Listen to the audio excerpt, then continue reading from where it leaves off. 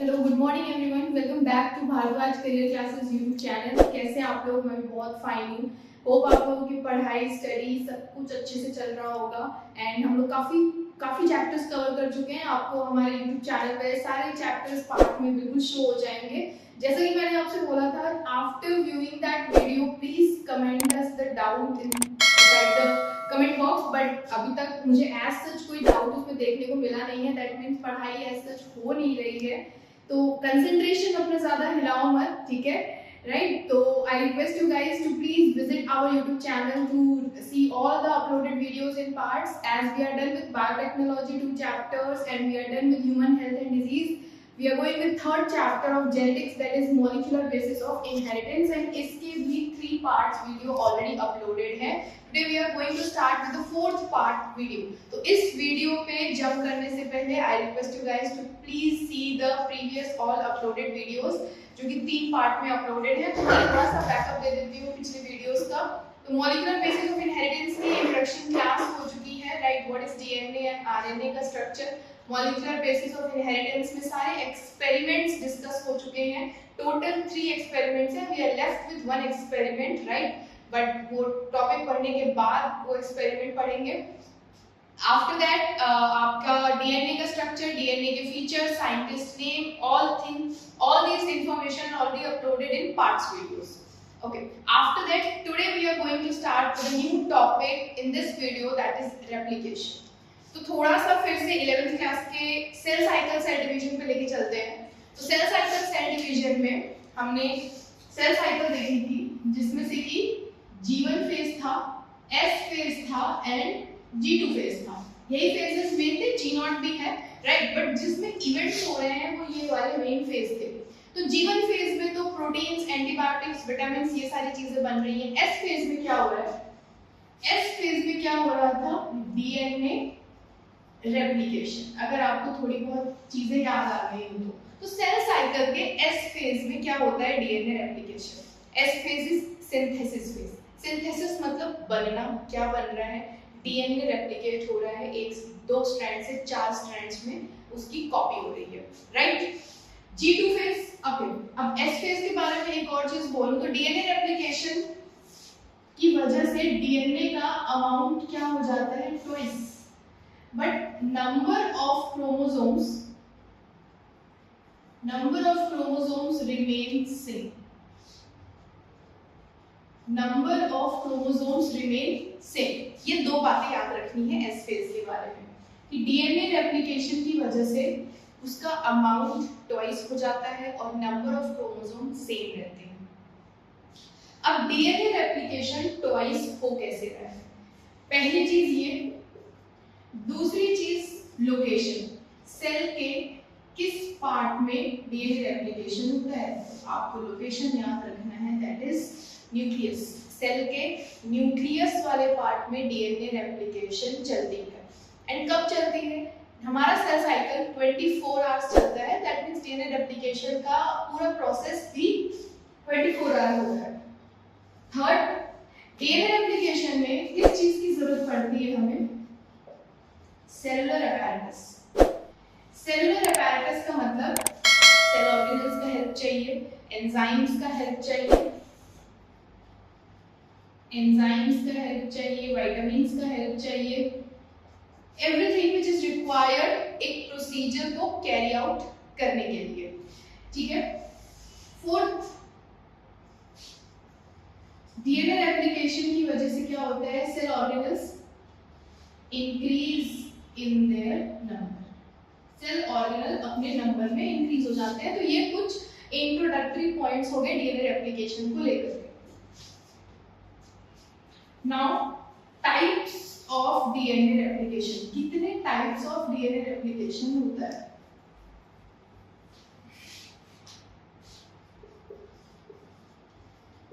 Types of DNA replication. So there are 3 types of DNA replication: conservative, semi-conservative and destructive. ये 3 type के DNA replication है। अब इसको समझने के लिए जरा एक चीज समझो, ये है डीएनए का डबल हेलिकल स्ट्रक्चर एंड इसको मैं बोलूंगी है क्या, ये डबल स्ट्रैंडेड डीएनए। इसमें भी सेम वही स्ट्रक्चर बनाए थे।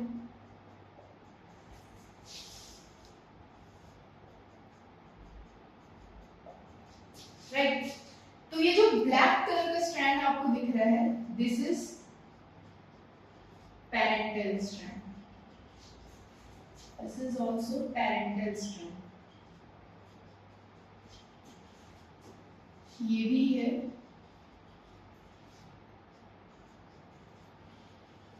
Parental strand. अब डीएनए का जब रेप्लिकेशन शुरू होता है, ये दोनों स्ट्रैंड क्या हो जाते हैं, सेपरेट। ये सारे स्ट्रैंड क्या हो जाएंगे, सेपरेट। ठीक, सब स्ट्रैंड सेपरेट हो गए। अब कंजर्वेटिव में क्या होता है, कंजर्वेटिव में पेरेंटल स्ट्रैंड की अपनी अलग कॉपी बनती है और जो नया वाला स्ट्रैंड बनना होता है उसकी कॉपी अलग बनती है। This red strand की copy is different and parental strand is different. तो ये जो red strand है, this is daughter strand. ये क्या है, daughter strand. तो conservative में क्या हुआ, parental strand तो पहले दोनों strand अलग हुए, जब दोनों strand अलग हुए, parental strand ने अपना कॉपी कर लिया और daughter strand ने एक नया अपना कॉपी कर लिया। तो इस डॉटर स्ट्रैंड में क्या है, 100% कैसे कैरेक्टर हो गए, 100% न्यू कैरेक्टर हो गए। सेमी कंजर्वेटिव में क्या होता है, जब ये दोनों पेरेंटल स्ट्रैंड अलग होते हैं, इसके साथ एक नया डॉटर स्ट्रैंड इस तरीके से ऐड हो जाता है। तो ये जो रेड वाला डॉटर स्ट्रैंड आया है, इस वाले कंडीशन में बोलेंगे कितना परसेंट न्यू कैरेक्टर है, 50% न्यू कैरेक्टर। और ये जो ब्लैक वाला है, ये पेरेंटल स्ट्रैंड है। ठीक, डिस्ट्रक्टिव में क्या होता है कि जब दोनों स्ट्रैंड अलग हो जाते हैं, जो नया वाला स्ट्रैंड फॉर्म होता है, थोड़ा सा पेरेंटल, फिर ये नया डॉटर, फिर ये parental, then again daughter, parental and again daughter। Same इसके साथ भी वही होगा।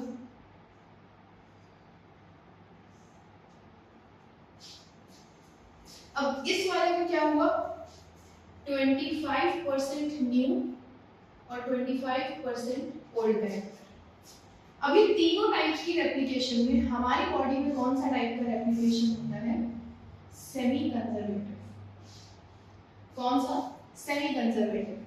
सेमी का मतलब क्या होता है, half. Semi means half, conservative मतलब बचाना। कंजर्वेटिव में आपको क्या दिख रहा है, 100% या तो बिल्कुल एग्जैक्ट पेरेंटल कैरेक्टर है, नहीं तो 100% न्यू कैरेक्टर है।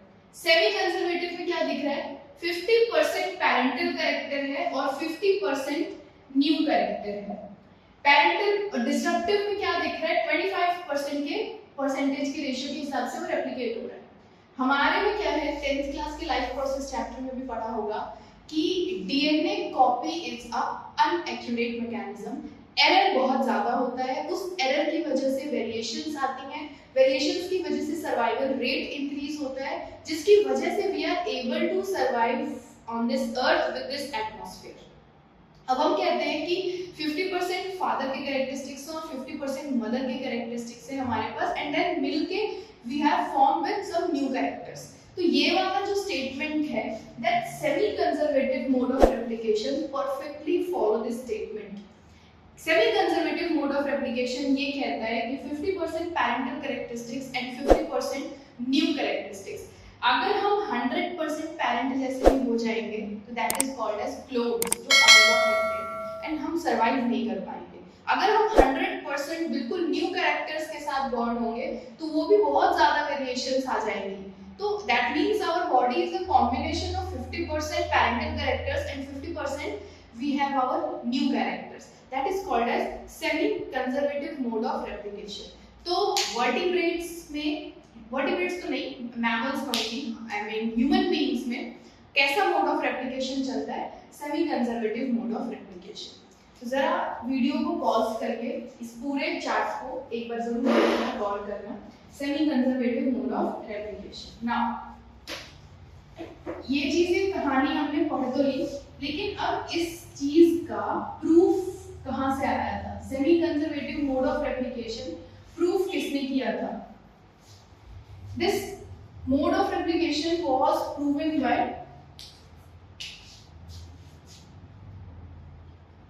साइंटिस्ट का नेम है Meselson and star. Meselson and star इन्होंने किया क्या था? Proven semi conservative mode of replication. क्या प्रूफ करा था इन्होंने? तीनों मोड ऑफ रेप्लिकेशन में से सेमी कंजर्वेटिव ही ह्यूमन बीइंग में होता है, ही प्रूवन है। ठीक, तो बहुत सारे साइंटिस्ट के नेम अब हो चुके हैं। सारे साइंटिस्ट के नेम को एक पेज पे सीक्वेंस वाइज जरा लिखना, किसने क्या किया था? हर्षे चेज ने genetic material is DNA prove किया था, एंड मेसेल्सन स्टार ने प्रूव किया that yes DNA replicates semi conservatively. अब क्या चीज इन्होंने ली और कैसे इन्होंने प्रूव करा? सबसे पहले तो इन्होंने दो आइसोटोप लिए ऑफ नाइट्रोजन। क्या लिया इन्होंने? Two isotopes of nitrogen, N14 and N15। N14 को कहा गया दिस इज लाइट आइसोटोप, इसको कहा गया ये है हेवी आइसोटोप, राइट? N14 को बोला गया लाइट आइसोटोप एंड N15 को बोला गया हेवी आइसोटोप। और क्या चीज ली इन्होंने? दे टुक ई कोलाई बैक्टीरिया, और क्या लिया? सेंट्रीफ्यूज मशीन ली इन्होंने, राइट? और क्या लिया? Pre prepared sample to study density। और किसका लिया इन्होंने pre prepared sample? Caesium chloride. किसका लिया? Caesium chloride CsCl। किसका लिया? Caesium chloride CsCl। ये क्वेश्चन बहुत आता है, जरा इस पे गौर फरमाना। एक ये और एक ये, कौन से आइसोटोप्स लिए और प्री प्रिपेयर्ड सैंपल क्या था? अब ये प्री प्रिपेयर्ड का मतलब क्या है? सेंट्रीफ्यूज मशीन ग्रेजुएशन में ही देख पाओगे, 12th के लेवल में तो है नहीं, बट हाँ इतना जानो क्या होता है। सेंट्रीफ्यूज मशीन आपको डेंसिटी के बेस पे चीजों को सेपरेट करती है, एंड हम देन उसमें से स्टडी करते हैं कि डेंसिटी के बेस पे किस चीज का कितना वेट है और कैसे स्टडी किया जा सकता है। यही सेम सेंट्रीफ्यूज हर्षे चेज के एक्सपेरिमेंट का थर्ड स्टेप था। उसमें भी ये किया था, लास्ट क्लास में बताया था कि टेस्ट ट्यूब में किस तरीके से आपको सुपरनेटेंट और फिल्ट्रेट की स्टडी होती है बेस्ड ऑन डेंसिटी। इसका प्रिंसिपल क्या है? इस मशीन का, सेंट्रीफ्यूज मशीन का प्रिंसिपल क्या है? किस प्रिंसिपल पे ये काम करता है? Gravitational force.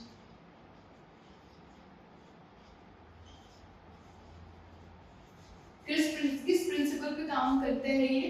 ग्रेविटेशनल फोर्स के प्रिंसिपल पे, ठीक। और दूसरा, और किस पे काम करता है ये? Density gradient. Density gradient. तो this principle behind this machine is gravitational force and density gradient। अब प्री प्रिपेयर्ड सैंपल क्या होता है? जब आप सेंट्रीफ्यूज मशीन को यूज करते हो तो अलग अलग सब होल्स वाले मशीन होते हैं, जैसे 10 हो गया, 5 हो गया, डिपेंडिंग आपके पास कितना सैंपल है। तो मान लो अगर उसमें 5 या 6 होल्स हैं, आपने 5 होल्स में अपना सैंपल रखा और 6th होल में आप वो सैंपल रखोगे जिसकी डेंसिटी आपको पहले से पता है। That is pre prepared sample. और इस केस में पहले से जिसकी डेंसिटी मुझे पता है दैट इज सीजियम क्लोराइड, इसकी डेंसिटी को पढ़ते हुए कंपेयर करेंगे अपने सैंपल की density, that is pre prepared sample. Okay, E coli ये क्यों लेते हैं? E coli replicates within 20 minutes। कितने मिनट में ये रेप्लिकेट करके आपको नंबर ऑफ ऑफस्प्रिंग दे देते हैं? Within 20 minutes. That means E coli के साथ काम करने का फायदा ये है कि आपको बहुत लंबे टाइम पीरियड तक के लिए रिजल्ट के लिए वेट नहीं करना पड़ेगा। Okay, within 20 minutes you are getting the number of offspring. ये चीज हो गई बेसिक इस एक्सपेरिमेंट के पीछे। अब ये एक्सपेरिमेंट परफॉर्म कैसे किया गया?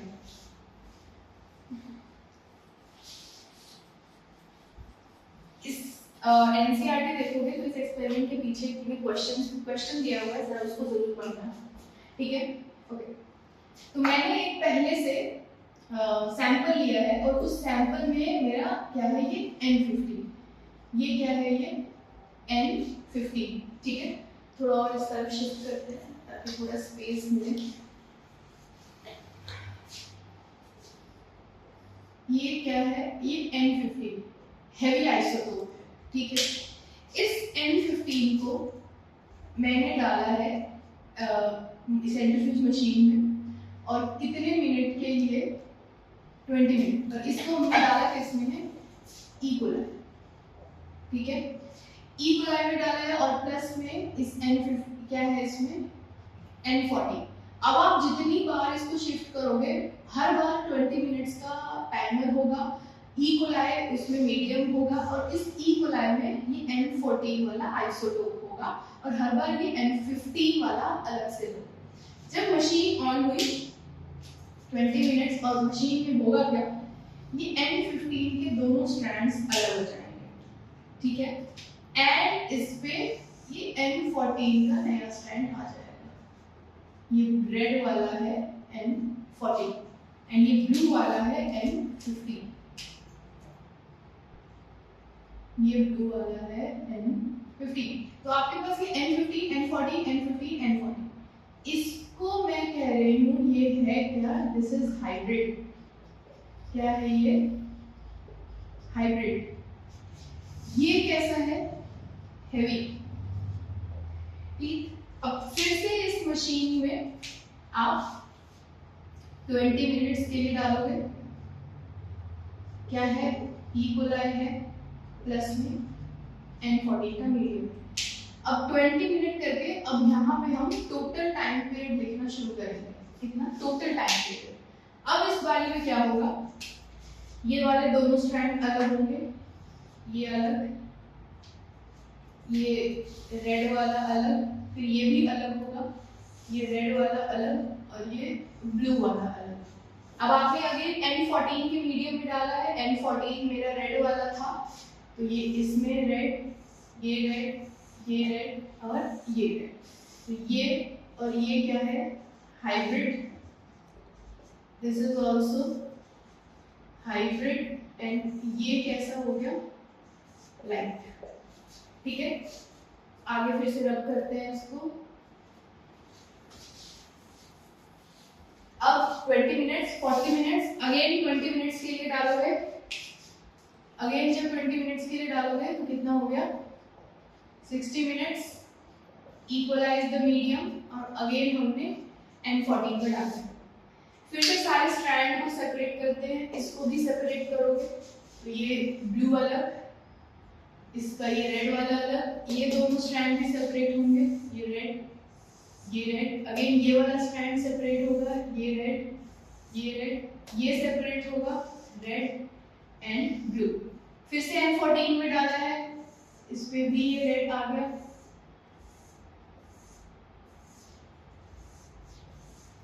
अब ये क्या है? हाइब्रिड। और ये क्या है? Again hybrid. और ये सारे और लाइट। अब इसमें आप क्या नोटिस कर रहे हो बार बार इस एक्सपेरिमेंट में? हाइब्रिड आपको हर कंडीशन में मिल रहा है। और हाइब्रिड का मतलब एक पेरेंटल और एक डॉटर, एक पेरेंटल और एक डॉटर। अब यहाँ पे 2 स्ट्रैंड, 2 से 4 स्ट्रैंड, 4 में 100% हाइब्रिड है, चारों के चारों हाइब्रिड है। अब इस 4 से टोटल हम आ गए 1 2 3 4 5 6 7 8 स्ट्रैंड, जिसमें से कि 50% हाइब्रिड है और 50% लाइट है। रिजल्ट में क्या लिखोगे इसमें? 100% हाइब्रिड, 50% हाइब्रिड, 50% लाइट। देन इसके बाद 1 2 3 4 5 6 7 8 9 10 11 12 13 14 15 16 स्ट्रैंड्स हो गए, जिसमें से कि आपको 4 स्ट्रैंड हाइब्रिड मिल रहे हैं और बाकी light. That means it proves कि डीएनए रेप्लिकेट सेमी कंजर्वेटिवली। हर बार आपको हाइब्रिड स्ट्रैंड मिल रहा है, हेवी तो मिल ही नहीं रहा। हेवी मतलब दोनों पैरेंटल वाला जो रेप्लिकेशन हो रहा था वो मिल नहीं रहा। लाइट स्ट्रैंड सर्वाइव नहीं कर पा रहा। तो लेकिन मेरे को हर कंडीशन में मिल क्या रहा है, मुझे हाइब्रिड जरूर मिल रहा है। एंड हाइब्रिड का यहाँ मतलब क्या है? हाइब्रिड मतलब 50% पैरेंटल है और 50% डॉटर स्ट्रैंड है। दैट मीन्स कि हमारा डीएनए कैसे रेप्लिकेट करता है? सेमी कंजर्वेटिवली रेप्लिकेट करता है। This is Meselson and Stahl experiment which proves DNA replicate semi conservatively. ये हो गया सब कुछ रेप्लिकेशन का बेसिक इंफॉर्मेशन। अब एक्चुअली डीएनए रेप्लिकेट कैसे करता है वो करेंगे नेक्स्ट वीडियो में। बट गाइस मैं अभी भी कह रही हूँ, जब भी आप कोई वीडियो शुरू करो और आपको दिख रहा है कि पार्ट 3 और पार्ट 4 ऐसे लिखा हुआ है, प्लीज प्रीवियस वीडियोस को बार-बार देखा करो। वीडियो को कम स्पीड पे देखो, पॉज करके देखो, पर्टिकुलर चीज का स्क्रीनशॉट लो, थोड़ा अपनी स्टडी को हार्ड वर्क से स्मार्ट वर्क पे शिफ्ट करो। एंड होप आप लोग एंजॉय कर रहे हो भारद्वाज करियर क्लासेस पे जो चैप्टर्स अपलोड हो रहे हैं, चाहे वो केमिस्ट्री हो, मैथ्स हो या बायोलॉजी हो। प्लीज सजेशंस देते रहिए आप लोग कमेंट बॉक्स में। Thank you so much.